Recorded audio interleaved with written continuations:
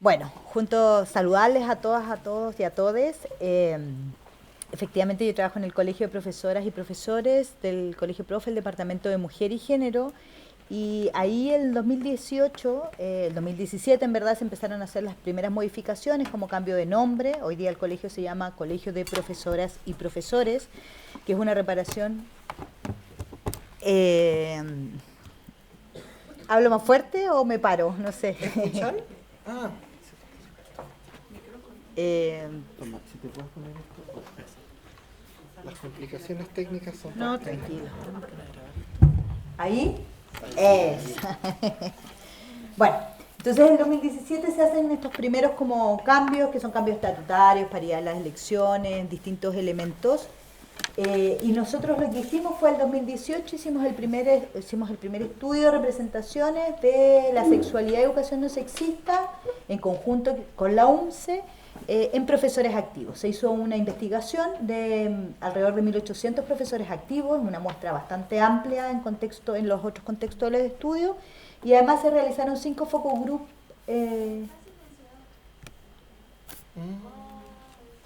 ¿Cómo?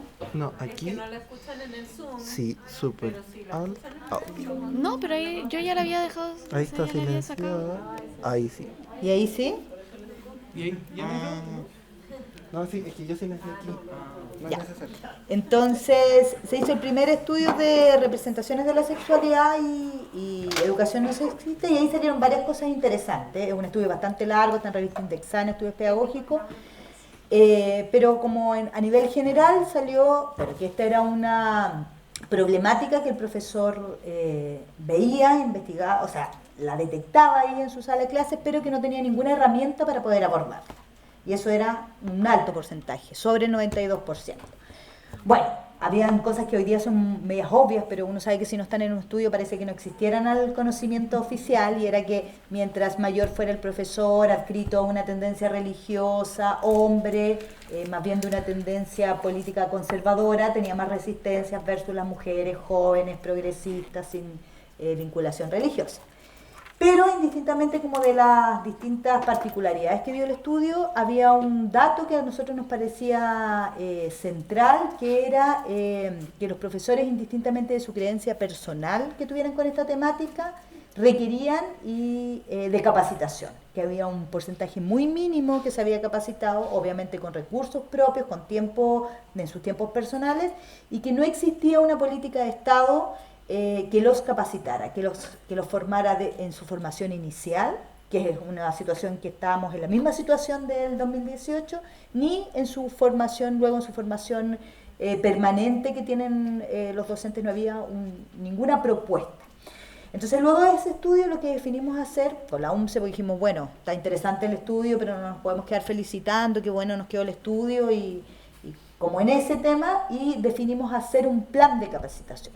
Ese plan de capacitación el primer año capacitó a 1.200 profesores, pero tenía la dificultad que era fuera del horario de clase. Entonces era una complicación porque, claro, está toda la demanda del agobio, y nosotros capacitábamos finalmente después de las 7 de la tarde. Entonces lo que hicimos al siguiente año, que hicimos una propuesta de un proyecto concreto que era con las municipalidades. Y ese proyecto tenía 4 fases de desarrollo, que era diagnóstico, capacitación, intervención curricular y producción de material pedagógico. Era financiado por el Colegio de Profesores y la UNCE, y solo lo que le pedíamos a los sostenedores era que liberara a los profes en horario para las capacitaciones. O sea, esto iba a ser en horario laboral. Esa primera experiencia, que fue con Villa Alemana, que es como nuestro municipio modelo en ese sentido, porque además ellos incorporaron en el PADN temáticos, tienen asignadas horas para encargados de estas acciones, que no es solo el plan de efectividad, sexualidad y género, sino para trabajar el eje género y diversidad. Y tienen todo un plan ahí. Yo les recomiendo que busquen ese PADEM, porque es muy interesante cómo lo inserta además en un eje específico, cómo lo vincula con otros contextos. O sea, el eje no trabaja solo educación, sino que se vincula con otros organismos sociales que están todos involucrados en el tema. Tiene todo un desarrollo. Y luego firmamos convenio con Villa Alemana y con 8 municipios de la región del Biobío, y con algunos colegios específicos de la Comuna de Santiago. Con la Comuna de Santiago, pero participaron solo algunos colegios específicos de básica. Y ahí se comenzó a hacer un plan específico. Este año ese plan derivó en la propuesta que tenemos, es 1000 decálogos por una educación no sexista, que es levantar, convocar a 1000 instituciones, o sea, 1000 colegios, entendiendo que va a ser casi el 10% de los colegios del país, a que construyan democráticamente un decálogo. Y ahí la invitación también se las hago abierta, por si aquí quieren construir su decálogo, ser parte, las personas que están que son profesoras o que están haciendo prácticas, poder llevar esta iniciativa, porque creemos que cuando uno construye un decálogo lo que hace es una manifestación pública, finalmente, un compromiso público en estas materias. Pero en todo este proceso nos dimos cuenta de varias dificultades. O sea, punto 1, siempre se abordan estas temáticas, el enfoque de género, a medida que pasa un conflicto. Entonces, ocurre el conflicto, el colegio hace un taller específico para resolver el conflicto, además el conflicto se individualiza en el estudiante o la estudiante o el estudiante, que en general se les dan muchas caracterizaciones personales, que son los que casi inducen el conflicto.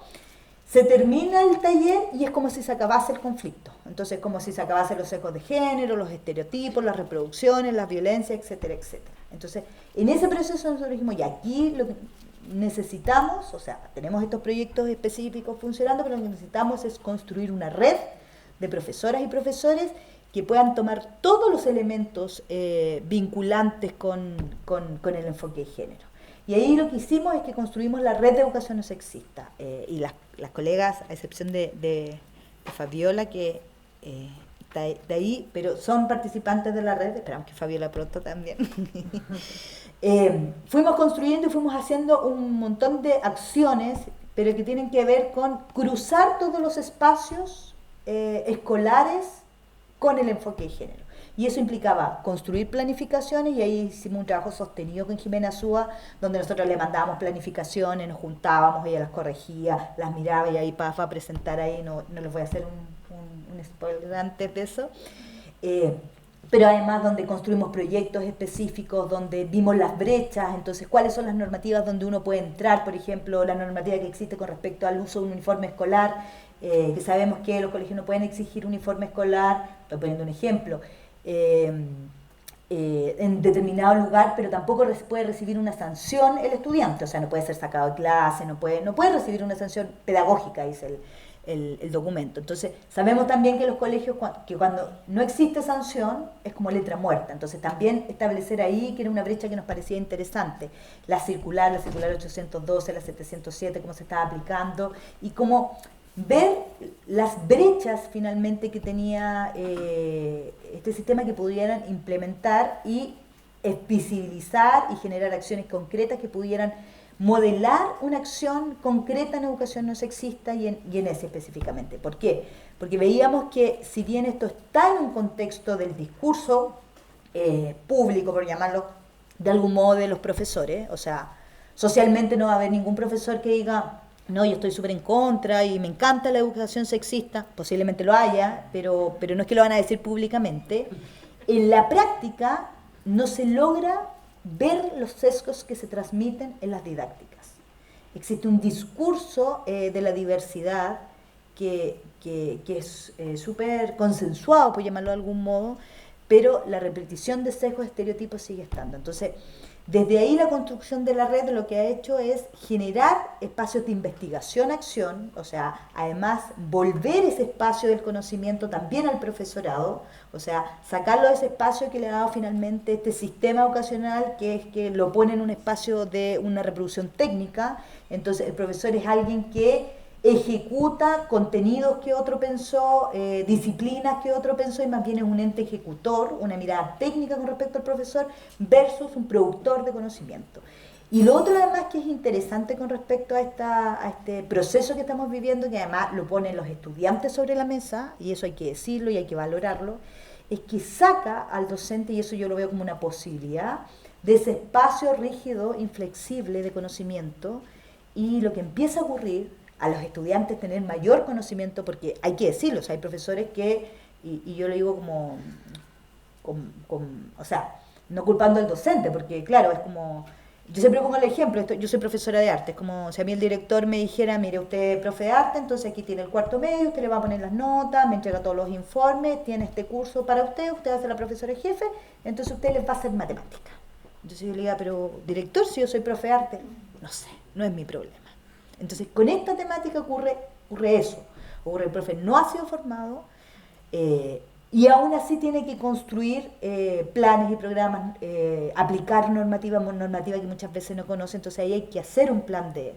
Entonces decimos, bueno, tenemos dos opciones, o nos quedamos en la crítica eterna, que lo somos, o sea, o empezamos a construir finalmente una posibilidad de abordaje, una suerte es como medio crudo decirlo así, pero una suerte de laboratorio, o sea, cómo va uno mirando su práctica, se va mirando a sí mismo su práctica educativa, y un espacio que es la red, donde además generamos grupos, o sea, tenemos grupos de investigación que son súper específicos, a nivel disciplinar, a nivel de estamento, qué sé yo, donde vamos finalmente construyendo una traducción específica cuando hablamos de educación no sexista, cuando hablamos de ESI, cuando hablamos de cosas concretas que requieran finalmente un abordaje que es no solo de convivencia, que es generalmente el abordaje que se hace en las escuelas, sino que desde el androcentrismo y la aproximación curricular, desde el trabajo con los padres y apoderados, desde la normativa legal, entonces finalmente que no es que el profesor pueda decidir hacer o no el cruce de género en sus instrumentos de gestión, por ejemplo, o en los instrumentos en generales,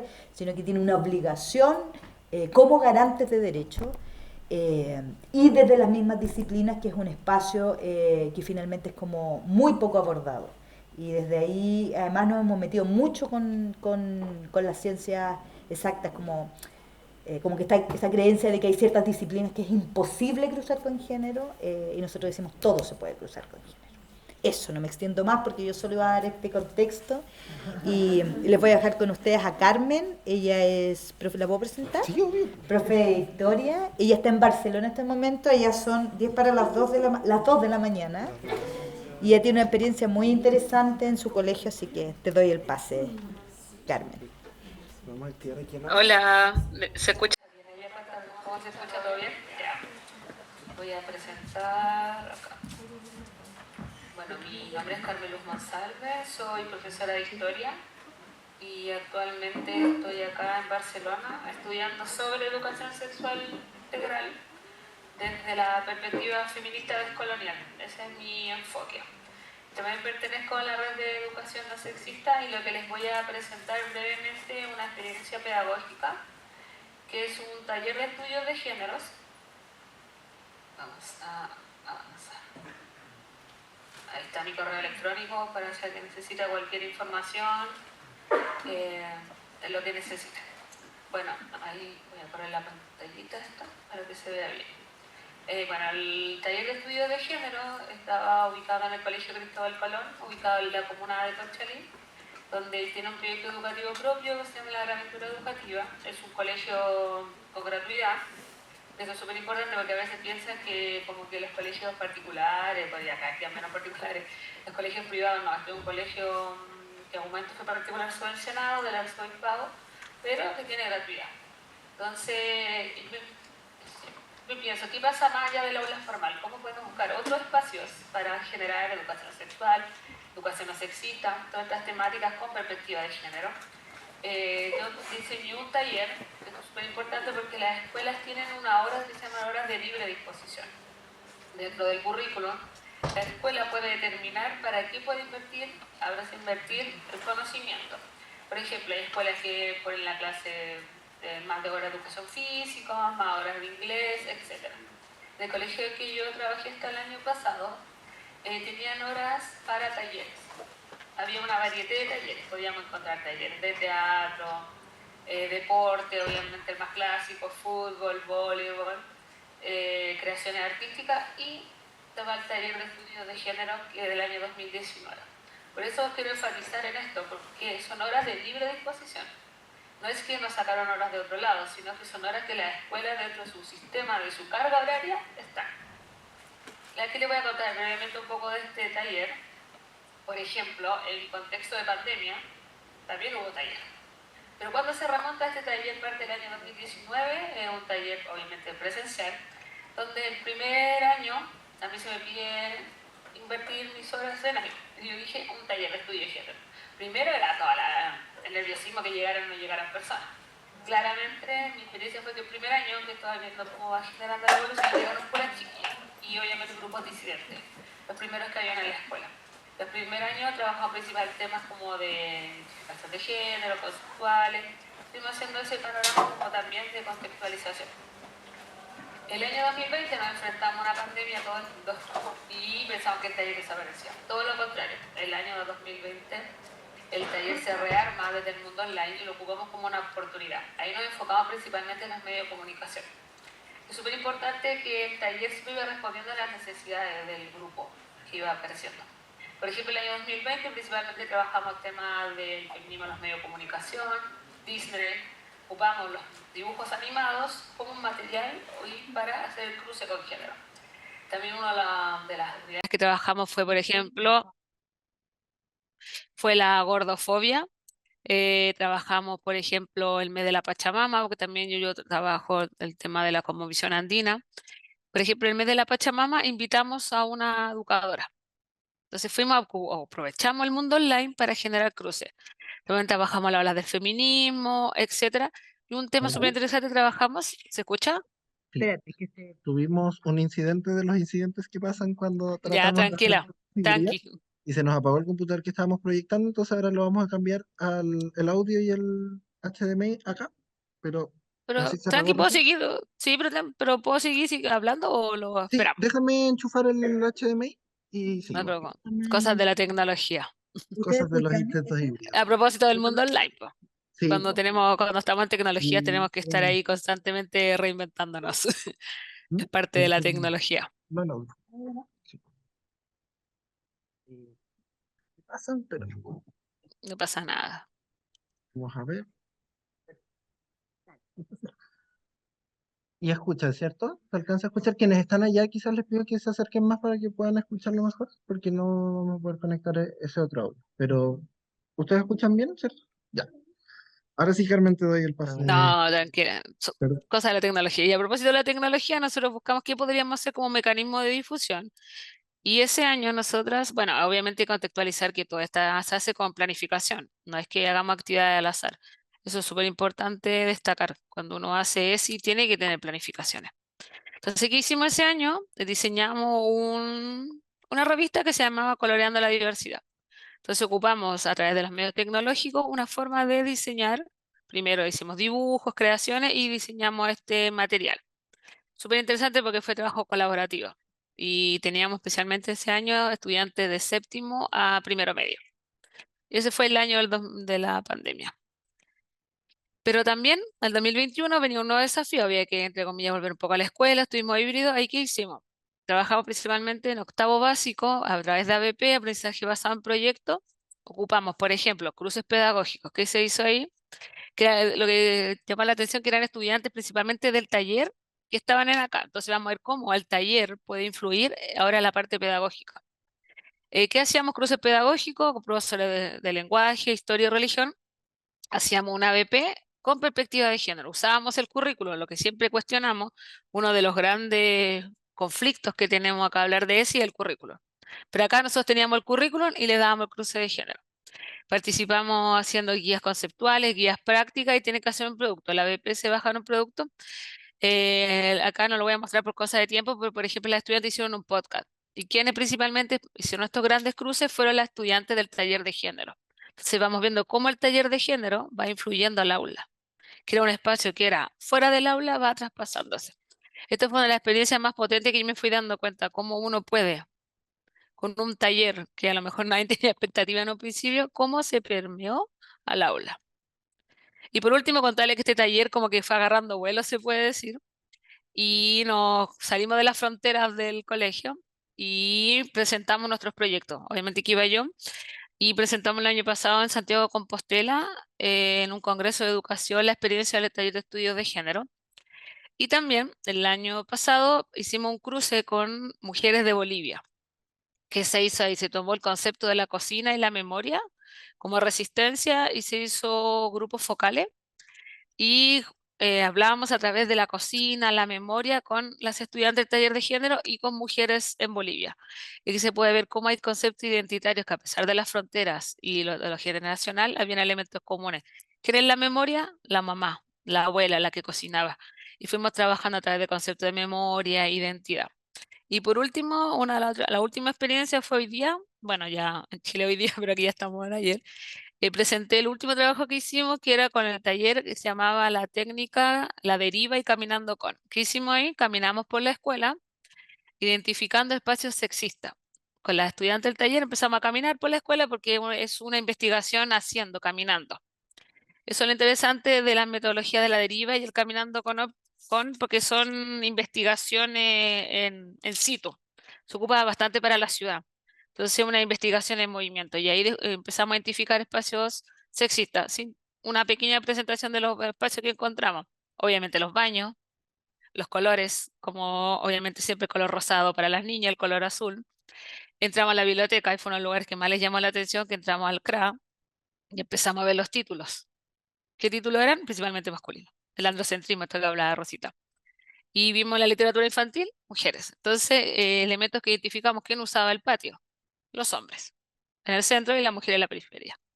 Y las disidencias, por supuesto, que no las vamos a ver en el centro, siempre en la periferia. Entonces, ¿por qué este caminando con nos hizo reflexionar que lo que dice los estudios, lo que dicen las investigaciones, que pueden ser hace 10, 15 años, se siguen perpetuando hoy en día en nuestra educación? Esa fue una de las experiencias del taller, que se pueden hacer cosas en la escuela. Y se pueden porque están a estas horas de libre disposición. Eso. Y finalizando, la importancia de la innovación pedagógica.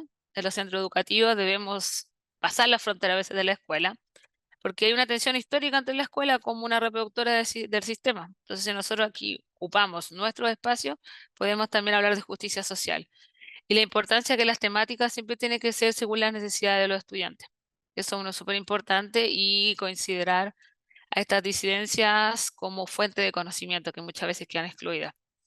Y no existen tenemos espacio para la escuela, lamentablemente existen poco espacio para meditar, para reflexionar, y la escuela pasa a ser un espacio muy rígido, discriminador y violento. Entonces la ESI es la gran oportunidad que tenemos y estar atentos a este negacionismo exacerbado en el mundo ante la ESI. Estamos viendo un contexto súper duro de negacionismo y es fundamental que existan estas instancias. Por eso yo, a pesar de la hora, quise estar porque necesitamos comprender la importancia de la ESI. Como se dice, la ESI salva vidas. No sé si ustedes saben, en Chile hoy día escuchaba que uno de los consumos de los adolescentes es la pornografía hetero. La pornografía está educando a nuestros estudiantes, no los estamos educando a nosotros. Eso, muchas gracias. Ya, Carmen, acá, yo sé que no lo escuchas, pero hay aplausos hacia ti, hacia tu presentación, ¿cierto? Y bueno, para contarles un poco el formato también, que tenemos algunas preguntas preparadas, ¿cierto? También para Carmen. Em, y yo- Quizás quiero partir por la última porque es más atingente a lo que mencionabas al final de tu presentación, ¿cierto? Ha habido una serie de cambios en los últimos años. En primer lugar tuvimos la pandemia, ¿cierto? Pero también el aumento del acceso a redes sociales y cada vez como, bueno, y a Internet cada vez a edades más tempranas, ¿cierto? Y eso tiene como efectos diferenciados, ¿cierto?, en los distintos niveles. Tú, lo que yo tengo entendido, te desempeñas en la educación media. Y quería saber si también nos puedes contar un poco del efecto específico, ¿cierto?, que tiene eso en tu nivel y en cómo tú lo has visto. Bueno, claramente el celular y todas las tecnologías están en el aula. Yo creo que el tema no es la tecnología en sí, es saber usarla. Por ejemplo, lamentablemente las tecnologías nos llevan al bullying. ¿Qué me ha pasado yo que he tenido que ver comentarios de cuerpo, por ejemplo? El cuerpo está difundiéndose por las redes sociales y es un tema de la ESI también, po. Cómo trabajar en la ESI siempre la sexualidad es un amplio espectro. Entonces, Yo he tenido que trabajar principalmente el reconocimiento del cuerpo, saber identificarnos, también mirarnos en una pantalla, porque una cosa es cómo yo me miro en la pantalla y cómo otras me reconocen, cómo me ven. Entonces, eso fue uno de los fuertes que yo he tenido que trabajar a través de los medios, porque un comentario para un adolescente puede ser destructivo. Entonces, súper importante como educadores también manejar las redes. Por ejemplo, yo no tengo TikTok, pero debo saber lo que es, porque ahí se mueve mucha información. A lo que yo estoy en la etapa del Facebook todavía a lo mejor, pero tengo que estar sabiendo lo que se está moviendo porque ahí se está corriendo mucha información y después hay estudiantes que entran a la sala, todos lo miran o todas la miran y uno no sabe por qué, porque se genera un comentario en internet. Yo en este caso con el taller, precisamente la tecnología nos sirvió de comunicación, nos sirvió en contexto de pandemia para hablar con personas de otras partes, de otros territorios, generar un conocimiento, pero especialmente lo último que decía, me preocupa bastante el tema de la pornografía, esta pornografía hetero que está educando. Y los estudios hablan que a los 13 años, como el boom de este tipo de pornografía, hoy día mostraban un estudio que Chile, uno de los países mayores consumidores, está entre los 20 consumidores de pornografía, dicen que parte a los 7 años, y a los 13 boom. Entonces, imagínense cómo están siendo educados nuestros estudiantes, los les estudiantes. Entonces creo que las tecnologías, si son, como siempre se dice, se van a hacer un aporte en el aula bienvenida, pero lamentablemente hoy en día el uso de un clic, tú puedes hacer un clic y puedes destruir perfectamente a una persona. Eso creo sobre las tecnologías, saber cómo codificarla, utilizarla. Y pueden ser un material, pero hay que tener mucho ojo, especialmente ya en los más grandes. El acceso es más rápido. Súper. Bueno, estuvimos antes también en la clase que tuvimos el panel que yo les comentaba antes, hablando en general de consideraciones del desarrollo en relación a la ESI, pero quería saber si tú nos puedes comentar, ¿cierto? Desde la práctica y desde lo que tú ves en el aula, ¿cuáles serían los principales desafíos que tú has identificado?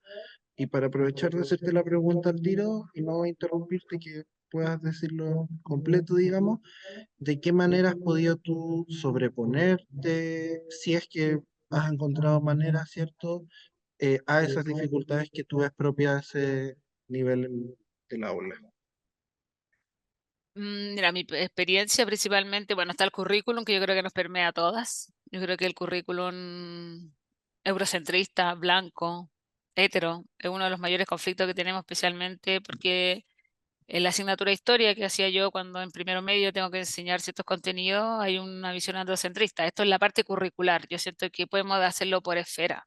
Como esto, uno, el gran conflicto de lo macro, que siempre va a ser un conflicto de las leyes, etcétera. Pues está lo meso, que son los programas, los textos. Y si bajamos mucho más abajo, por ejemplo, en los grandes conflictos del adultocentrismo, que siempre minimizamos a nuestros estudiantes, la voz del profesor quiere superar especialmente, y ahí se generan tensiones con los estudiantes de enseñanza media, porque ya los estudiantes manejan información. De hecho, eso es súper importante como un desafío, que a veces los estudiantes saben mucho más que nosotras como educadoras. Entonces ahí es donde tenemos que estar ahí, como este desafío, estar a punto, porque ellos manejan más información, mayor concepto.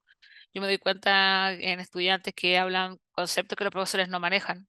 Entonces ahí se van generando estas barreras y tensiones y distanciamiento. Y la familia. A mí me pasaba en un momento en el taller que tenía padres que no querían que sus hijos participaran en el taller. Como que el taller era cualquier cosa menos lo que ellos pensaban. Entonces es un gran desafío para los estudiantes más grandes, a pesar que ellos pueden tomar decisiones, pero la familia siempre está ahí constantemente poniendo la atención y como que siempre te sientes observado. Bueno, en el mundo online, yo sabía que estaba la familia escuchando el taller. Ahí había un mundo abierto. Entonces esos desafíos principalmente vi en la experiencia del taller y dentro como de cómo se van soslayando o viendo las oportunidades, yo creo que la base principal en la enseñanza media es el diálogo y que tenga sentido lo que uno está enseñándole. Ellos te van a estar siempre cuestionando. Está bien, yo creo que está bien que nos cuestionen. Entonces el diálogo es el mecanismo que tenemos para ir haciendo estos cruces curriculares, ir haciendo esta bajada, porque si el currículum a lo mejor no nos aporta, pero sí, como les decía, estos estudiantes del taller llegaron después a hacer en el currículum, tomaron contenido, en ese caso era el mundo colonial, y hicieron un podcast del rol de la mujer en el mundo colonial. Entonces, a pesar que el conflicto puede ser estos currículum, pero si tú estás haciendo una preparación, tú estás haciendo un camino, puedes que ellos mismas ocupen esto y lo bajen a los contenidos. O, por ejemplo, conversación en la sala de clase. Esto también de parar a sus compañeros, porque esto cuando uno va teniendo mayor bagaje se va dando cuenta de ciertas situaciones. Y creo que es súper importante esto en la enseñanza media, el diálogo, pero un diálogo que siempre nos van a exigir ser consecuentes. Yo creo que los profesores debemos ser consecuentes entre lo que hacemos y lo que decimos porque nos están observando. Hay un cuestionamiento más fuerte, hay un análisis más crítico que yo creo que es absolutamente necesario. Y por último, la oportunidad de estar siempre actualizando. Yo creo que la ESE nos invita a estar constantemente en una actualización y una visibilización de las temáticas. Estas temáticas que a veces como que están ahí, este currículum oculto que se habla, yo creo que es la gran oportunidad que tenemos, ya que las leyes, ya que el currículum, ya que a lo mejor tu sistema donde tú trabajas no te permite, pero si tú tienes el currículum oculto, donde tú puedes transmitir este conocimiento y generar espacios, y los espacios hay que saber buscarlo en la escuela. Por ejemplo, se puede ocupar la efeméride de la escuela, cambiar la efeméride. Esa efeméride, los materiales pedagógicos que están en la escuela son pequeñas cosas que uno sí puede hacer, y especialmente con los estudiantes grandes, que pueden ser los grandes generadores de este conocimiento y traspasar a los otros niveles. Eso más o menos lo desde mi experiencia. Oye, súper. Muchas gracias, Carmen, por por transmitirnos esa experiencia, por estar aquí presente a esta hora, a pesar de la diferencia horaria. Así No, que te no, gracias a agradezco. ustedes. Yo creo que al revés hay que darle gracias a ustedes porque generen instancias de aprendizaje. Yo creo que eso es lo que más necesitamos, espacios y democratizar el conocimiento. Que necesitamos, hoy más que nunca creo que necesitamos llegar a todos los rincones y con un lenguaje sencillo, porque siempre está la presión del lenguaje académico. Yo creo que en este momento lo que más necesitamos para que la ESI salve vidas es tener un lenguaje lo más cercano a las personas. Eso. Exactamente. Muchas gracias, Carmen, por tu presentación. Ahora le voy a dar el paso a Paz y a Francisca. Las voy a presentar primero. Paz es docente de matemática que actualmente se desempeña en contextos rurales y también es parte de la red de educación no sexista. Tengo un torpedo aquí, lo van a ver. Francisca Barrientos es psicóloga clínica y educacional, ejerciendo en educación hace 5 años y con especialización en familia y parejas del Instituto Chileno de Terapia Sistémica. Viendo que tienen una presentación, así que las dejo también primero hacer su presentación y después les paso a hacer preguntas específicas. Ya, yo voy a poner la presentación. Me voy a demorar un segundito porque justo estaba haciendo otra cosa. No te preocupes. Yo soy Paz, por Recuerdo si que Paz acaso. está desde Valdivia. También Sí, las dos estamos de Valdivia con la Paz y Fran. Francis están desde Sí. Valdivia, así que estamos de todos lados de Chile y del mundo acá presentes. Ya, voy a compartir la pantalla completa y voy a colocar la presentación. Bueno, yo soy Paz Olave, profesora de matemática de la Escuela Rural Carboneros, que queda en la comuna de Corral. Es la isla de río más grande de Chile. Isla no de mar. Y bueno, queremos presentar lo que hemos hecho en nuestra escuela. Fran, agregué unas cosas, ahora recién que estamos presentando. Em, pero lo primero que viene es lo de la feria preventiva o lo que hicimos nosotras. Podemos tener las dos el audio prendido en paralelo, yo creo, para que nos apañemos ahí. Fran, dale, preséntate por mientras. Ya, hola, mi nombre es Francisca. Primero agradecer a Paz porque ella me invitó a estar en esta instancia. Contarles que a lo mejor somos eh, parte de, bueno, ella es docente, yo psicóloga, de las mujeres que están fomentando una ESI en nuestra escuela. Entonces eso es súper importante, ¿no? somos poquitas las que están con esta lucha también en la escuela. Yo creo que dale nomás para la... Ya. ¿Esta te parece que la presentes tú? Porque puse unas ¿Ya? cositas aquí en la Sí, libreta. ok. Bueno, quiero comentarles que en nuestra escuela se hace una actividad que se llama Feria Preventiva, Familia Protegida. Es una actividad que se da en el mes de agosto. Este año sería nuestra cuarta versión. Es algo de lo que nos sentimos muy orgullosas porque es una práctica única en la comuna. Se invita a varias instituciones de la comuna de Corral, de la región de Los Ríos, tanto privadas y públicas, para ser partícipe de esta feria. Que el objetivo de esto es formar a nuestros estudiantes, que su conocimiento se amplíe, que conozcan más allá de lo que tienen en la isla, ¿ya? Es abierta a toda la comunidad, no solo a nuestros estudiantes, que nosotros tenemos una escuela básica, desde primero a octavo básico. Entonces, esta es una instancia que se abre a toda la comunidad. Hay una participación activa de los estudiantes, las y les estudiantes, donde ellos preparan su material. Se les da un tema cada curso, donde tienen que exponer a las distintas instituciones, al resto de sus compañeros, temáticas diversas. Y desde el año pasado, nosotras y quienes colaboran en esta práctica ya institucionalizada, porque ya está como con el sello de Escuela Carboneros, el año pasado ya integramos temáticas ESI, diversidad, género, vida sexual. Entonces eso también fue muy bonito porque se invitaron a instituciones de esta temática, ¿ya? Es una actividad de convivencia que no está en el currículum en sí, pero sí se trabaja en las horas de asignatura. Entonces, eso es algo que queremos ir incorporando de a poquito al currículum, a las horas de aula. Sí, cabe mencionar que esto que se le asigna a cada curso, es una escuela multigrado, primero y segundo básico son un mismo curso, tercero y cuarto básico son un mismo curso, quinto y sexto y séptimo y octavo. Y ellos tienen su propio stand donde preparan su material y, como decía Fran, presentan las temáticas que les corresponde, que claro, ahora fue más evidente porque además la temática es, y porque además las instituciones invitadas también tenían esa temática. Pero sí, por ejemplo, el tema del consentimiento se ha presentado desde la Feria Preventiva número 1. Y por ejemplo, en ese caso, incluso era primero básico que hablaba de las partes, por ejemplo, que son íntimas y que las personas adultas no deberían, ni ninguna persona debería tocar y todo. Bueno, queríamos agregar también que, bueno, estas son imágenes de nuestras ferias, estas son imágenes de ferias antiguas, de las primera y segunda.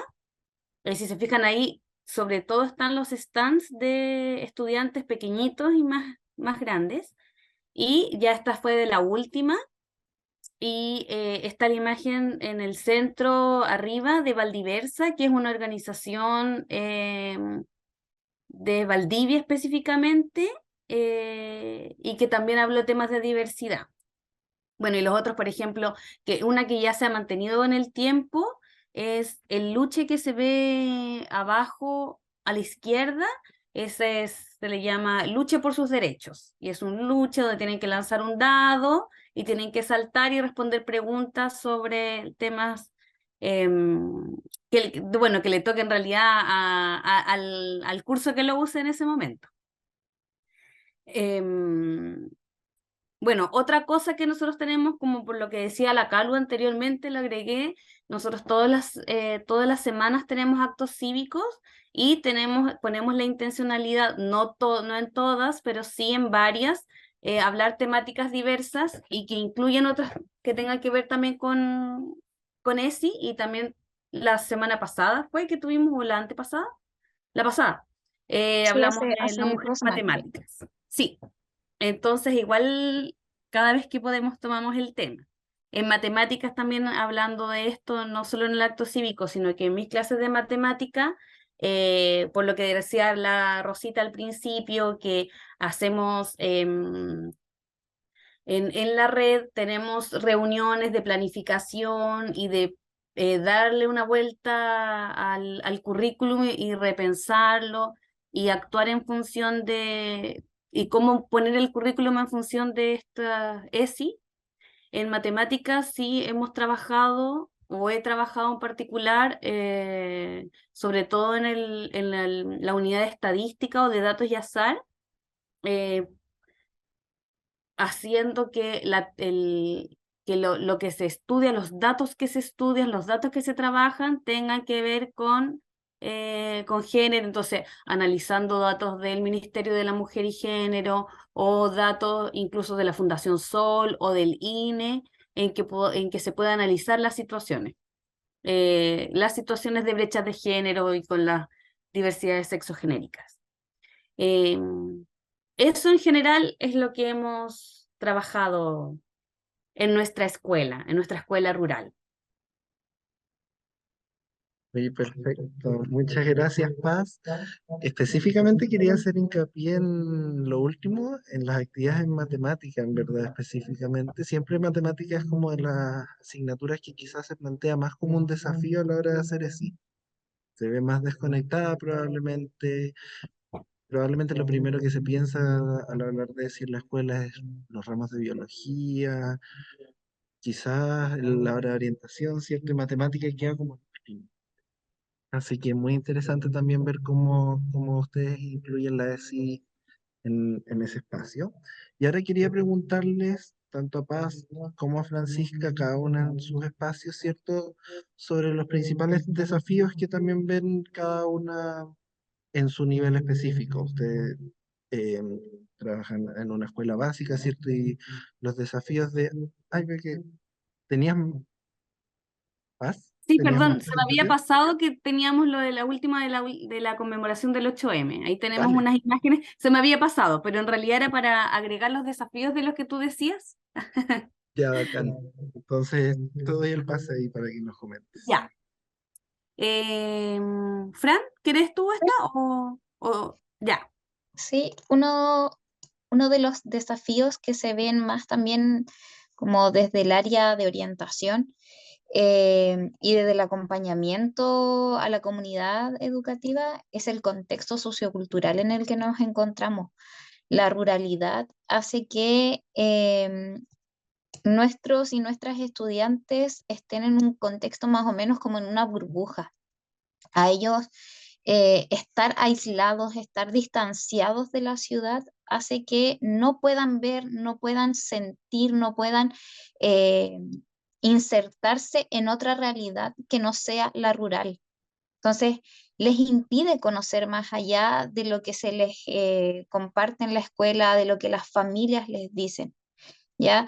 También tenemos una comunidad muy machista y eso nos cuesta mucho llegar a todos y todas las estudiantes, porque como, bueno, ahí lo dice, no se abren al diálogo, no se abren a poder flexibilizar su criterio, no se abren a mirar otras realidades. Entonces, eso nos ha costado en nuestra comunidad educativa. Es una sociedad antigua. La isla, por lo que conversábamos con Paz, en rangos etarios, es una población adulta, adulta ya mayor. Entonces, son muy pocos los jóvenes y niños y niñas menos de 16 años es muy poca la población. Entonces, una sociedad antigua que viene con otro pensamiento, un pensamiento rígido, nos cuesta poder llegar a ellos. Y otro desafío que aquí a lo mejor Paz lo puede compartir más con el tema de los colegas con poca flexibilidad al cambio en temas de la educación. Nos hemos encontrado o nos hemos enfrentado a grandes rounds de pensamientos, de discursos, donde simplemente está la negación a abrirse a una realidad, a abrirse a otros temas, a incluir una ESI dentro del establecimiento. Sí, y surge como invisibilización, como, ¿para qué vamos a hablar de eso si podemos hablar del 21 de mayo, por ejemplo? Entonces, como no es necesario, eso es como que tienden a invisibilizar. Eso, y en el fondo, igual esas situaciones son enriquecedoras, son difíciles, pero igual enriquecedoras, porque en el fondo igual es una lucha, igual el discutir y va enriqueciendo igual las experiencias también de vida de los profes y también implica que haya por lo menos pequeños cambios en esas personas, po. Incluso el otro día me pasó con un colega que me estaba pidiendo, estaba redactando una comunicación y yo mi único comentario fue, igual podría ser apoderados y apoderadas. Y me dijo, o padres y madres. Y me dijo, pero ya yo lo voy a anotar, pero padres igual abarca madres.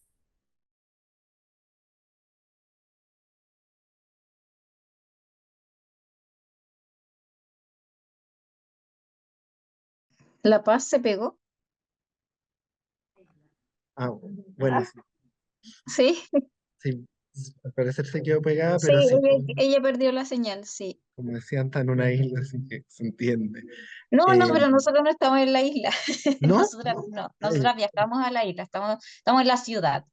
ya, perfecto. Sí, pero Pero quizás tú, para cerrar Francisca, nos eso puedes de contar un poco. sí, para cerrar eso que dice Paz, generalmente, o sea, no generalmente, sino que estábamos conversando que igual nos pone un poco contenta que los desafíos son con la comunidad que generalmente no está dentro de la escuela. ¿Ya? Si bien hay que integrar a la familia, son más con los adultos quienes tenemos las dificultades y con los y las estudiantes es mucho más flexible, es mucho más permeable entregarles esta información. Oye, bueno, en esa misma línea, ¿cierto? Y considerando estos desafíos, te quería preguntar también por las formas en las que han podido sobreponerse, qué estrategias han usado, ¿cierto? ¿Cómo plantean esta discusión? Y, espérate, ahí voy a dejar entrar a Paz también, que Ujú. volvió. Pero es un poco contarnos de qué manera han podido afrontar estas dificultades. Volví lo más rápido que pude. Super Paz.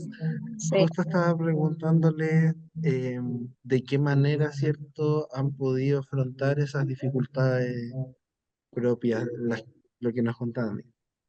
Ujú. Bueno, una de las estrategias y la que rescatamos más es nuestra feria, la feria preventiva. Es una instancia que en la comunidad es única. Entonces, se les da la posibilidad de tener este conocimiento, de adquirir mucha más información respecto a diversos temas. Un uso de un lenguaje inclusivo. Tratamos que en la mayoría de nuestros colegas se incluya los y las estudiantes, les estudiantes en el caso de quien lo quiera utilizar, siempre todos, todas, no generalizar con un todos o con lo que Paz estaba diciendo que en una comunicación se pone padres o apoderados. Siempre también marcar la diferencia o incluir ambos géneros. Existió este año y desde el año pasado, finales del año pasado, una discusión y una modificación en el manual de convivencia sobre el uso del uniforme, la presentación, que se cambió el tema de que hombres con el pelo corto y mujeres bien peinadas, o mujeres con falda y hombres con pantalón. Eso también se logró flexibilizar, se logró cambiar. Algo de lo que también rescatamos como estrategia, nosotros tenemos un equipo directivo femenino.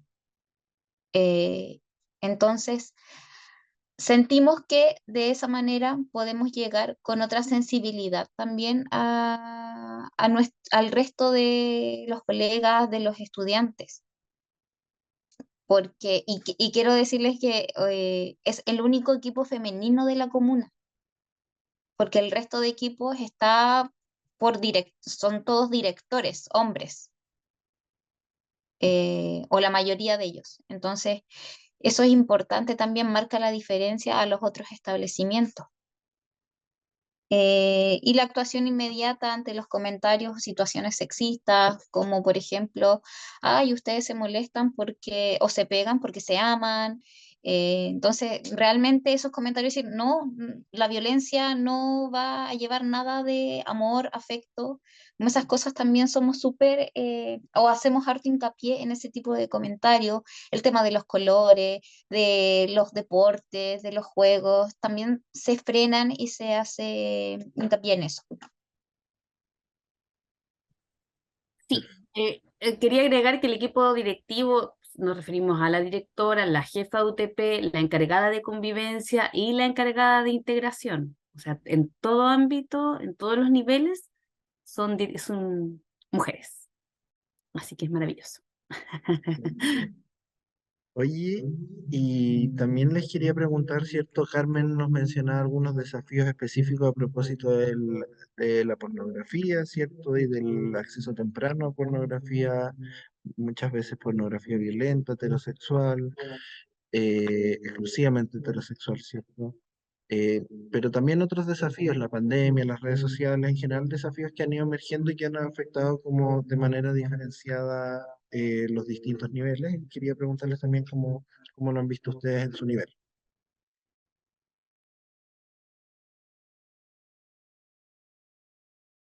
¿Dale, Fran? Ya. Sí, es más o menos parecido a lo que decía Carmen, el tema del uso del discurso, de el conocerme, de valorar también mi persona y valorar al que tengo al lado o a la que tengo al lado, desde el respeto, desde el compañerismo, desde ahí tratamos como de impactar en todos los estudiantes y todas las estudiantes. También hacíamos la reflexión de que en el discurso lo tienen como ya bien instalado y lo tienen como claro, pero en el actuar no.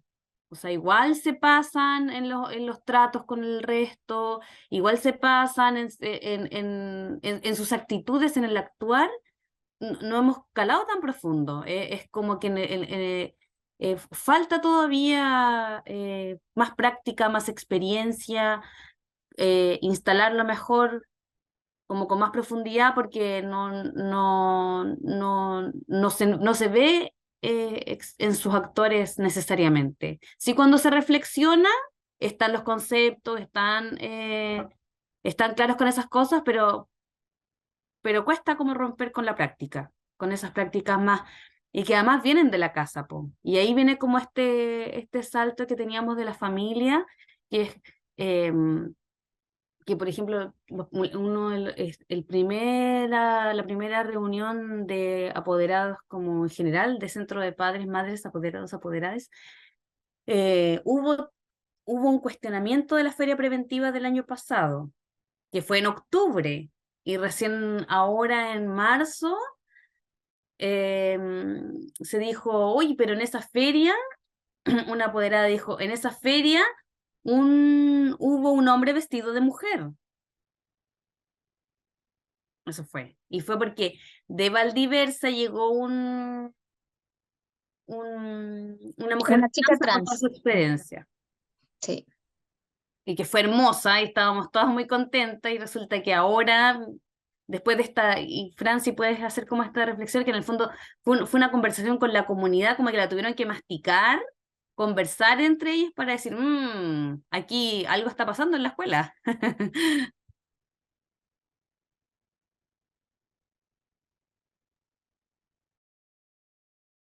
Sí, era eso lo que comentaba Paz, que nos dábamos cuenta de que todavía ellos no están abiertos a conversar estos temas y los consideran tabú, entonces se lo guardaron todos estos meses. Entre ellos fue comentario, fue algo como que no, ningún apoderado, ninguna apoderada se acercó a decir, ¿saben qué? A mí me parece, no me parece, me sentí incómodo, incómoda, qué bueno, gracias, se lo agradezco, nadie, solo que se aleonaron todos y ahí aprovecharon la instancia. Entonces todavía falta ese pensamiento y esa reflexión crítica de parte de ellos, de la comunidad, de los apoderados, apoderadas, familia en general. Porque como decía Paz, a nosotros nos pone muy contentos que sean los estudiantes y sobre todo de un ciclo básico que estén aprendiendo de estos conceptos, que se nutran de estas instancias, porque son ellos, esperamos, quienes van a ir cambiando en sus familias el discurso. Y bueno, disculpa, lo último. Igual una de nuestras debilidades es la relación con las familias y la comunicación con las familias. Y esto también se ve, se evidencia porque cuando yo me fui de esa reunión, una apoderada estaba súper de acuerdo con que hiciéramos esto. Igual hubo otra que también hizo un comentario respecto a que después al pasar a la media se van de la isla y van a estudiar a Valdivia. Igual se van a encontrar con otras realidades en la ciudad. Entonces también, por último, igual tenemos apoderadas que en el fondo igual comprenden la situación y la agradecen, pero hay de todo. Oye, muchas gracias Paz y Francisca por contarnos su experiencia bien específica, ¿cierto? Pero que es muy valiosa en su especificidad, ¿cierto? Y ahora le quería dar el paso a Fabiola. Eh, en primer lugar, Fabiola, te voy a presentar, ¿cierto? Fabiola es educadora de párvulos, licenciada en educación, coordinadora de educación parvularia del Colegio Robles, un espacio educativo, ¿cierto? Con sello innovador que trabaja desde la perspectiva de género y educación sexual integral, desde educación parvularia hasta enseñanza media. Te dejo, Fabiola, para que tú nos comentes en primer lugar tu trabajo y después te realizo las preguntas. Súper, súper, súper. Voy a buscar la presentación para compartir. Ahí se ve ¿Se ve bien? el PPT. ¿Se escucha bien también? Sí, súper. Ya, bacán. Súper. Muchas gracias por el espacio. Así que buenas noches a todos, a todas las personas que estén ahí. Bueno, yo vengo en representación un poco de este espacio educativo llamado Robles.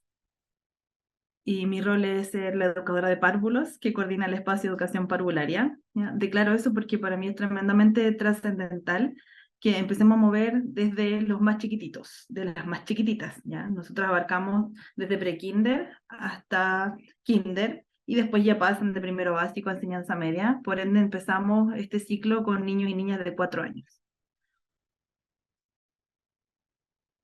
Bueno, dentro de esta presentación un poco declarar que dentro del proyecto educativo está el programa de género, sexualidad y afectividad. Y esto se mueve de educación parvulera a cuarto medio, como había mencionado, y está de manera sistemática y se aborda desde la visión de la prevención. ¿Ya? Y es tremendamente importante porque está declarado en el proyecto educativo. Entonces no es movible y no queda sujeto a la voluntad de la familia, sino que esto es el colegio. ¿Ya? Si a ti te gusta, tú te puedes sumar y si no te gusta, tienes el poder de decidir otro espacio educativo que tenga relación con tu proyecto familiar. Dentro del PI tenemos la educación democrática y de equidad de género. Entonces está basada en una escolaridad o espacio de participación activa y experiencias de aprendizaje donde la persona es el centro, ¿ya? Y está dentro de los planes de estudio, los ritos escolares y los programas de tutoría, que en algún momento podemos dialogarlo. Acá donde menciono EPA sería el rol de educación parvularia, y dentro de los lineamientos que tenemos en educación parvularia, nosotros tratamos a los adultos por su nombre, ¿ya? O sea, acá abandonamos el uso del tía o del tío. Y ahí también se mueve un poco desde los lineamientos de Junji, más o menos 2011, 2012, donde se declara tu nombre es importante y busca identificar al abusador o abusadora, y generalmente se habla del masculino abusador, pero también hay femenino abusadora, ¿ya? O violador, violadora. Entonces se abandona el uso de tía o tío, acá nos tratamos por el nombre, de hecho mi vestuario ahora tiene mi nombre, ¿ya? No dice tía Fabi, sino que dice Fabi. Dentro también desde el plano de del nombre social, ¿ya? Me llamo Fabiola, pero me puedes decir Fabi. A mí me gusta que mi nombre social sea Fabi.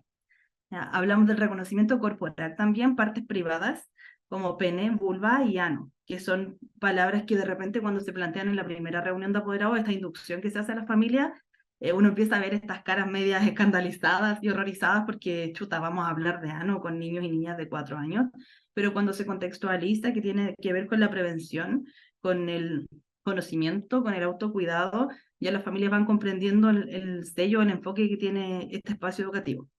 Identificación de emociones, somos seres sintientes y hay alarmas del cuerpo, mensajes que envía nuestro cuerpo y debemos identificarlo. Entonces hay todo un proceso y un trabajo de, por ejemplo, si me sudan las manos, si me pongo a temblar, si me pongo más rojo o más roja, si esta persona me genera incomodidad, ¿ya? Y ahí viene este discurso de la instalación de la palabra no e incómoda, donde está instalado la visión de la prevención y la sensación de incomodidad, ¿ya? Que en algún momento Francisca también lo declara, esta incomodidad y el establecer un poco los límites corporales y espaciales. ¿Ya? Y eso se mueve desde una dinámica no de un taller o de una clase específica, sino que es un todo. ¿Ya? Si pasa alguna situación de conflicto, la mediación o el trabajo desde lo pedagógico es ir a acompañar y mencionar que tú puedes decir que no cuando algo no te gusta, no te agrada o te incomoda. El descubrimiento de la existencia de 4 cuerpos, o sea, pueden haber niños con pene o con vulva, como pueden haber niñas con vulva o pene. Y nosotras tuvimos en el espacio educativo de educación parvularia hace por lo menos 4 años una niña transgénero. ¿Ya? Entonces se abre también este espacio un poco a movilizar, por ejemplo, el lugar del baño. ¿Ya? De ello les voy a mostrar una fotito y por qué vienen estos cambios. Viene el baño con puerta o los cubículos individuales. Generalmente en educación parvularia se moviliza el espacio del baño, como la foto que estoy mostrando ahí, donde están todas las tazas de baño juntas, ¿ya? No hay ningún cubículo que separe y están todos los lavamanos juntos. Entonces, yo en algunos momentos cuando he hecho esta presentación, le pregunto a las personas que están ahí, ¿se sentarían ustedes uno al lado del otro para hacer su necesidad? Probablemente me digan que no. ¿Ya? ¿Y por qué Hay lo hartas caras de normalizamos no. con los párvulos? ¿Cómo? Hay hartas caras de no. Acá de esta parte. Ya, súper. Ya. Entonces, eso está normalizado con los párvulos, con los niños y con las niñas. Y no debería ser, porque desde ahí instalamos también el sentido de privacidad, de mi cuerpo es mío, me pertenece y yo puedo decidir un montón de cosas con mi cuerpo. Entonces, en nuestro espacio educativo, esta es una foto referencial, pero tenemos el sistema de cubículos. ¿Ya? Por ende, el niño o la niña ingresa al baño y cierra la puerta. Y ese es su espacio de privacidad. Y esta es una foto real del espacio del colegio donde tiene unas huellas, que si bien son del Banco Estado, no quiero hacerle publicidad al Banco Estado, pero son las que conseguimos que tienen un adhesivo súper fuerte, y como el método de proyecto que está trabajando el prekinder responde como a los animales, justo lo enganchamos por ahí, y esas huellas también acompañan que este es mi espacio de privacidad, mi espacio seguro donde yo puedo vestirme o desvestirme, donde puedo bajar mis pantalones y mi ropa interior, porque teníamos casos de niños o niñas que estaban en la parte del hall, por ejemplo, iban caminando al baño y se iban bajando los pantalones. Y además los casos que tengamos de niños autistas, ¿ya? Que requieren como este espacio visual y de acompañamiento, y ha funcionado súper bien. No solo desde el discurso dentro del cubículo, sino que mira, donde están las huellas, muestro la huella, ahí está, en ese espacio tú puedes bajarte la ropa, vestirte o desvestirte, ¿ya? Y ha sido súper bueno. Dentro de los sellos también de este colegio tenemos tutorías y semicírculo. Semicírculo se da fuertemente en espacio de educación parvularia, y desde este sello de parvularizar el colegio está también instalado en primero básico, ¿ya? Donde está un semicírculo con los niños y las niñas, adultos que están dentro del semicírculo, que son partes del semicírculo y dialogan, ¿ya? Dialogan, sacan un poco la emocionalidad de los niños y de las niñas, el tema corporal, ¿ya? Y eso se instala en las tutorías, por ejemplo, en vez de consejos de curso, están tutorías, y responden a ciertos lineamientos de cada curso, y además las situaciones que vayan emergiendo. O sea, si en algún momento hay estudiantes que declaran, no sé, embarazo adolescente, se aborda. Y busca el profesorado en ese espacio, profesoras y profesores, a acompañar. ¿Ya? Un poco descubrir y redescubrir como estos planteamientos que de repente vienen con toda esta carga de morbosidad. En nuestro colegio también tenemos baños multisex, en básica y en media. Es decir, que cualquier persona puede usarlo. ¿ya? No está definido por género, hombre o mujer, sino que multisex. Cualquier sexo puede ingresar en ese espacio. Y reglas de prevención, y se hizo un trabajo súper exhaustivo el año pasado. Si bien hacia atrás siempre se ha trabajado, pero ya el año pasado lo concretamos como un material físico. Y nosotros tenemos un pendón en los espacios educativos de educación parvularia y de enseñanza básica, donde son las 4 reglas. Lo puse en esa postura porque así está el pendón, ¿ya? De forma vertical. Y acá lo pongo un poquito más grande y hablamos de las 4 reglas en educación parvularia. Entonces, tratarnos por el nombre, contar a los adultos y cuidadores lo bueno y lo malo, ¿ya? Sacamos la palabra secreto del lenguaje, porque siempre está como es un secreto y es justamente una de las palabras que ocupan los abusadores o abusadoras o depredadores, depredadoras, ¿ya? Y con los adultos no tenemos secretos, ¿ya? Puede ser un susurro, puede ser una sorpresa, pero extinguimos la palabra secreto, ¿ya? No la utilizamos en aula. No tocamos las partes privadas de los otros o de las otras, ni permitimos que otros u otras toquen las nuestras. Y ahí aparece el declarativo no, y de hecho es súper fuerte como el no. Yo puedo decir que no, no me gusta, no me toques, o no quiero darte un abrazo, y está instalado, se permite, y es bien llamativo cuando llegan, por ejemplo, alumnas en práctica, que generalmente tenemos alumnas en la carrera de educación parvularia, esta autonomía de los niños y de las niñas para hacer declarativo el no, o no, no quiero, no me gusta, y requiere de una mediación de repente cuando hay cosas que hacer y no quieren hacerlas, pero está instalado y pueden decirlo, pueden declararlo. Decimos no cuando algo nos incomoda, no nos gusta o no nos agrada y luego pedimos ayuda. O sea, hay cosas que están, se da el espacio a los párvulos a que puedan decir que no, pero nunca debemos olvidar que siguen siendo niños y niñas de 4, 5, 6 años y que los adultos son los que deben resolver, las adultas son los que deben resolver y acompañar. Ese es como el foco macro de nuestro colegio, pero dentro de todo este espacio del colegio tuvimos hace varios años ya, antes de la pandemia, revisiones como del currículum, de todos los sellos de la escuela, donde claro, muchas veces estaba instalado a hablar de solo científicos y solo masculinos. Entonces, desde dirección se hace toda esta bajada, ok, organicemos el espacio educativo, hablamos de hombres y de mujeres científicos, ¿ya? Hablamos de mujeres y hombres artistas, ¿ya? Entonces, la información que reciben nuestros estudiantes en el colegio, nuestras estudiantes en el colegio, tiene de las 2 vertientes, masculino y femenino, ¿ya? No está sesgado. Y eso es tremendamente poderoso porque es una herramienta con la que conviven nuestros niños y niñas. Además de que es un colegio con sello innovador, por ende, ahí no hay uniformes. Cada niño y cada niña va vestido como quiere, como desea mostrarse en el espacio.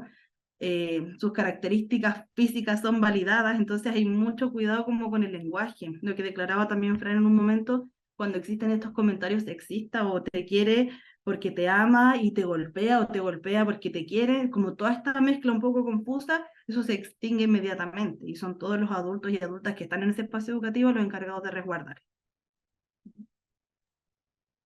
Super Fabiola, muy interesante todo lo que nos cuenta.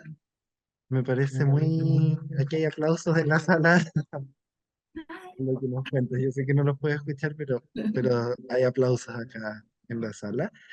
Eh, y te quería preguntar, me imagino que ha sido un camino que no estaba exento de dificultades, ¿cierto? Ya nos contabas que cuando hablan, por ejemplo, de con los y las apoderadas que se va a hablar de ano, de pene, ¿cierto? Con las niñas, genera cierta resistencia y quería saber si nos puedes contar un poco de esos desafíos que han tenido, esas resistencias que se han generado y cómo las han sobrellevado, ¿cierto? En este proceso. Súper. Dentro de los desafíos, siempre la barrera ahí es la familia. Siempre es súper difícil trabajar con el mundo adulto, ¿ya? Con los párvulos no es complejo trabajar porque ellos no tienen esta predisposición como del juicio o desde un poco lo sexualizado, desde el placer.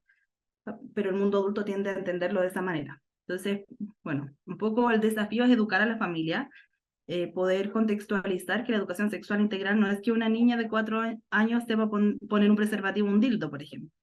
Ya que como una publicidad que tuvimos hace un tiempo también para un poco tratar de que la educación sexual no llegara a las aulas, ¿ya? Pero no es así. Y cuando tú lo declaras y lo tienes claro y está declarado en tu proyecto educativo, no hay espacio a confusión. O sea, esto es nuestro colegio. ¿ya? Y tienes un mes de retracto, o sea, si no te gusta este espacio, lo que te estamos diciendo y cómo vamos a trabajar, tú, claro, podrías escoger otro lugar que sí te genere más sentido de pertenencia. Pero en este espacio esto es. Entonces, cuando eso es inamovible, eso es, si te gusta tú te sumas y si no puedes escoger otro lugar, no genera tanta resistencia. ¿Ya? Está declarado, esto es, se extingue la visión de que educación sexual integral es un poco enseñarle a los niños y a las niñas a tener relaciones sexuales. ¿Ya? Y cuando un poco desmitificamos y sacamos toda esta construcción desde el plano social y desde la ignorancia también, ya empieza a entenderse que tiene que ver con un plano de protección y de autocuidado y de prevención de abuso sexual infantil. Y cuando declaramos que lo que queremos es esto, que nuestros niños y nuestras niñas tengan la autonomía para decir que no y resguardarlo de ciertas situaciones que pueden ser o que atentan contra el bienestar físico-emocional, declaramos que queremos cuidarlo, queremos cuidarla. Y cuando la escuela se mueve desde ahí, ya la resistencia de los adultos cambia absolutamente. Perfecto. Oye, también te quería preguntar, ¿cierto? Lo mismo que pregunté, ¿cierto? A las expositoras anteriores, pero me imagino que en educación parvularia también debe tener sus formas específicas, ¿cierto? A propósito de los desafíos que traen las nuevas tecnologías, que si bien me imagino no necesariamente hay acceso directo a ellas, puede haber como ciertos cambios en torno a eso, ¿cierto? En la familia, etcétera. También la pandemia, ¿cierto? Y en general todos los cambios de los últimos tiempos, cómo han afectado, ¿cierto? Al ciclo de educación parvularia. Si nos pudieras contar. Sí, claro. Dentro de las estrategias que se declaraban en este espacio que ustedes mencionaban en esta invitación, la estrategia un poco para extinguir esta visión errada era la educación, o sea, educar a la familia y ser extremadamente transparentes, ¿ya? Del por qué lo hacemos de esta manera y sabemos por qué lo estamos haciendo de esta manera, pero llevarlo a la familia para que descubran también por qué se hace de esta manera en este espacio educativo. Entonces la estrategia generalmente tiene que ver con esta educación y los espacios de reuniones de apoderados, por ejemplo, son tremendamente poderosos y poderosos, donde ellos debaten, construyen, co-construyen y tienen estos espacios como de conversación y de mirar o abrir un campo distinto. Por ejemplo, este año tenemos un alumno en práctica, trans, ¿ya? Y ha generado que desde la interacción directa se vaya construyendo que no es la, sino que es él, y se hace declarativo incluso el artículo, y ya vamos fluyendo en otra sintonía porque los niños y las niñas tienen este espacio de convivir con este ser y los adultos y las adultas. Entonces se ha dado este espacio de estrategias como de sumarlos todo el rato. Hemos recibido capacitaciones de psicólogos, en este caso ha sido psicóloga, por esta perspectiva de género. Entonces capacita al equipo del colegio, profesores, profesoras y también a las familias. Se ofrecen estos espacios como de charla. Y dentro de las dificultades y lo que va un poco mermando los procesos tiene que ver este acceso a Internet o a redes sociales y supervisión. ¿Ya? Sabemos que los niños y las niñas tienen mucho acceso a pantallas y muchas veces no está normado, ni resguardado, ni supervisado. Y ahí es donde yo me tomo nuevamente de los espacios de reunión de apoderados, donde soy súper enérgica. Mi declaración al final es vulneración. O sea, si existe la hipersexualización en la infancia, ya es complejo y desde ahí un poco se tiene que presionar a la familia. ¿Ya? Hay discursos, y de hecho lo noté, el lenguaje sexualizado, por ejemplo, mueve el culo, te rompo entera, esas tetas mami, y de repente, claro, te incomoda declararlo en reunión, pero cuando lo declaras y te das cuenta que esas canciones son las que escuchan los párvulos de 4 años, es perturbador. Y cuando ya lo haces saber a las familias y hablas de leyes, y los niños como sujetos de derecho, las niñas como sujetos de derecho, y ahí te pone un poco la barrera de que si esto no para, tú puedes también tomar acciones judiciales. ¿Ya? Y desde ahí se remueve la familia y un poco lo invitamos a hacerse cargo de lo que están consumiendo sus hijos o sus hijas. Y ahí siento que es un espacio nutritivo porque no es solo desde un rol punitivo, sino que desde nos acompañamos y crecemos en conjunto para criar de manera respetuosa o lo más responsable posible. Oye, muchas gracias, Fabiola. Muy valiosa experiencia también, muy valiosas estrategias. Yo creo que son hartos aprendizajes y hartas también como bajadas Prácticas de prácticas estos de estos aprendizajes que a aprendizajes que a veces son veces son teóricos, teóricos, que nos que nos llevamos llevamos de todas las presentaciones, de las tres presentaciones. Lamentablemente Carmen se tuvo que ir, pero les agradezco a las cuatro por haber estado aquí, y a Rosa María también que está acá presencialmente. Así que eso, pues las despedimos con un aplauso, pero que tampoco pueden escuchar, pero bien en casa.